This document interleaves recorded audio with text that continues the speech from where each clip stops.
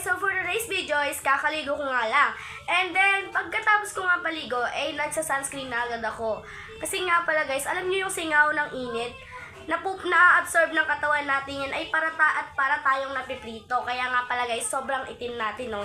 Pero, hindi na yan. Nalagyan ko na ng sunscreen yan guys. Ito, yung mul katawan ko.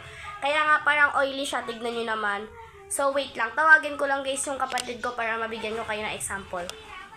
So, ito na nga pala guys yung kapatid ko. So, bibigyan ko na kayo guys ng example kung paano siya guys sa mukha. Pwede sa mukha to guys and pwede din sa katawan. Pero lagay muna natin sa katawan niya guys. I mean sa kamay. So, ito, lagay natin. Tingnan nyo nangyari. Tingnan nyo ha. Tingnan nyo yung mangyayari guys. O, lagyan natin yan. Yan muna. Ano yun yan? Pagdikitin mo.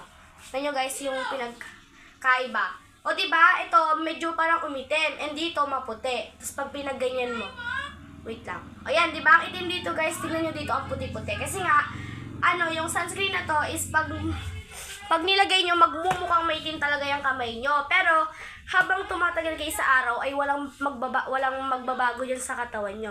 Lalo na kung hindi natural yung pagkaputi natin, is pwede natin gamitin to guys. Kasi nga, lalo na kung wala tayong silya, yung silya is yung takip na kahoy sa ating bubong, and talagang yung natin, yung lalo na bakal, 'di ba, yung bubong, kaya talagang mag-aano yung init diyan and ma-absorb ng katawan natin. So guys, ang mapapayo ko lang is bumili kayo ng sunscreen na color sunscreen na mataas ang FPS katulad ng Nivea, 50 plus FPS siya. So FDA approved din siya, kaya guys, bilhin niyo na yan kung masasabi ko sa inyo. Patay siguro.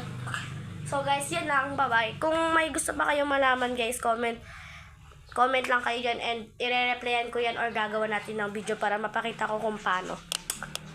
Kung makikita nyo nga pala, hindi ako maganda ngayon, pero kung sabay-sabay tayo guys is baka mag-glow up tayo bago mag-school, bago magpasukan. So bye-bye!